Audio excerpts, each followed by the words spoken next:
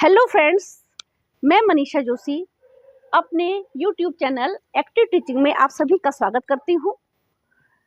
साथियों, जो हम टीएलएम का यूज़ कक्षा में करते हैं, उसका हमारा उद्देश्य सिर्फ बच्चों का विषय को रोचक बनाने के लिए नहीं होता है, बल्कि हमारा उद्देश्य होता है कि बच्चों के कॉन्सेप्ट क्लियर हों। क्योंकि अगर बच्चों के कॉन्सेप्ट क्लियर होते हैं तो उनका सीखा हुआ ज्ञान बहुत ही स्थायी होता है और बच्चे आने वाले समय में उस चीज़ को भूलते नहीं हैं।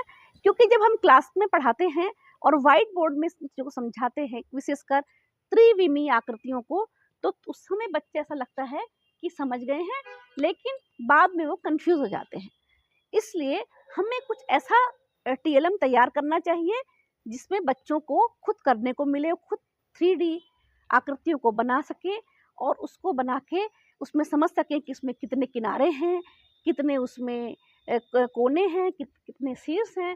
अगर बच्चे इन चीज़ों को समझ लेते हैं और खुद बनाते हैं तो वास्तव में जो वो सीखते हैं वो बहुत ही स्थायी ज्ञान होता है और बच्चे कभी उसे भूलते नहीं हैं। तो आज मैं जिस टीएलएम की बात कर रही हूँ वह है त्रिविमीय आकृति यानी 3D शेप्स के बारे में।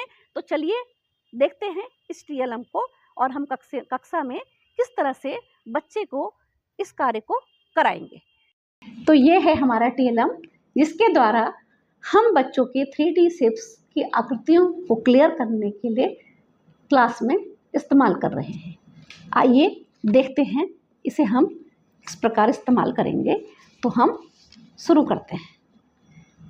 हमने सबसे पहले ली है आकृति नंबर 1, घन क्यूब। इसमें हमने ये इस तरह से कटिंग करके इसको डोर में फंसाया है और बच्चे इसको बना के इसमें एक धागा बांध के क्यूब बना लेंगे। तो देखिए ये घन बन गया है।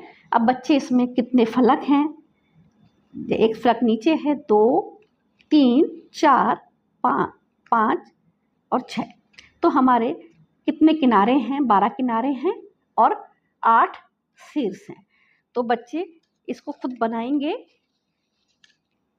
एक उनको पेपर हम दे देते हैं, विशेषकर जो हमारे शादियों में कार्ड आते हैं उनको हम इन्हें दे देते हैं और बच्चे क्लास में इनकी कटिंग कर करके फिर इसमें डोर बांध के जब अपने आप इस आकृति को बनाते हैं तो उन्हें बहुत आनंद भी आता है और कॉन्सेप्ट भी क्लियर होता है। इसी तरह से ये कटिंग हमने की है घनाभ की, जिसमें हमने दिखा रखे हैं कि 6 फलक होते हैं, 1, 2, 3, 4, 5, 6, 12 किनारे हैं और 8 शीर्ष है। यह इस आकृति को जब हम जोड़ते हैं एक डोरे की सहायता से तो हमारा घनाभ बन जाता है। तो ये एक बच्चों के लिए बहुत अच्छी एक्टिविटी होती है।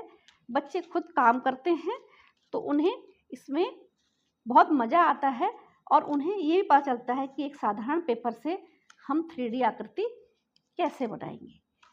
इसी तरह से बेलन,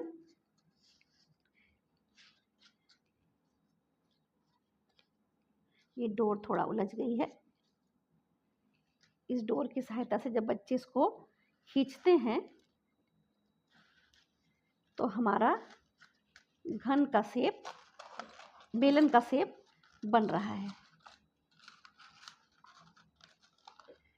तो इसमें 3 फलक हैं, 2 किनारे हैं और शीर्ष जो है 0 है। ये देखिए फलक 3 है, एक आयताकार है और 2 वृत्ताकार हैं। इस तरह से बच्चे इसे देख देख कर स्वयं क्लास में बनाते हैं और उसके बाद इस कॉन्सेप्ट में पूरे क्लियर होते हैं कि ये बेलन की आकृति कैसे बनी।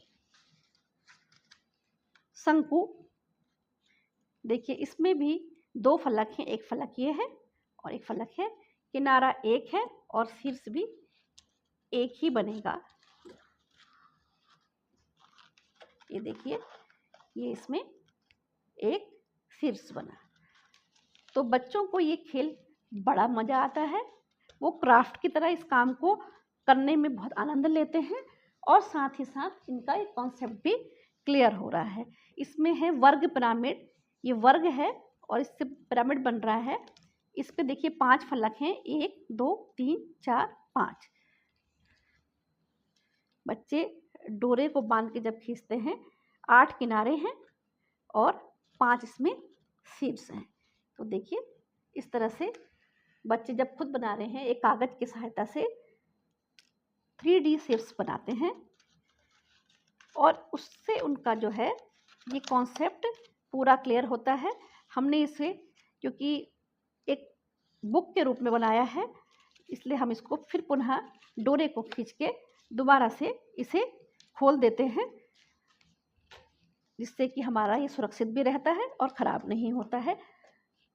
त्रिभुजाकार पिरामिड, इसमें 4 फलक हैं, देखिए 1 2 3 4। इसमें भी हमने डोरी बांधी है और इस डोरी को जब हम ऐसे खींचते हैं तो हमारा त्रिभुजाकार पिरामिड बना है। इसमें 4 शीर्ष हैं, 1 2 3 4 और 6 किनारे हैं। तो इस गतिविधि के द्वारा बच्चे स्वयं इन आकृतियों को बनाते हैं तो उन्हें कितने फलक हैं, कितने किनारे हैं और कितने शीर्ष हैं इसका ज्ञान हो जाता है और इस काम को करने में उन्हें बहुत मज़ा आता है, साथ ही साथ कॉन्सेप्ट भी क्लियर होता है। तो मैं चाहूँगी कि आप भी इस तरह की गतिविधियाँ अपनी कक्षा शिक्षण में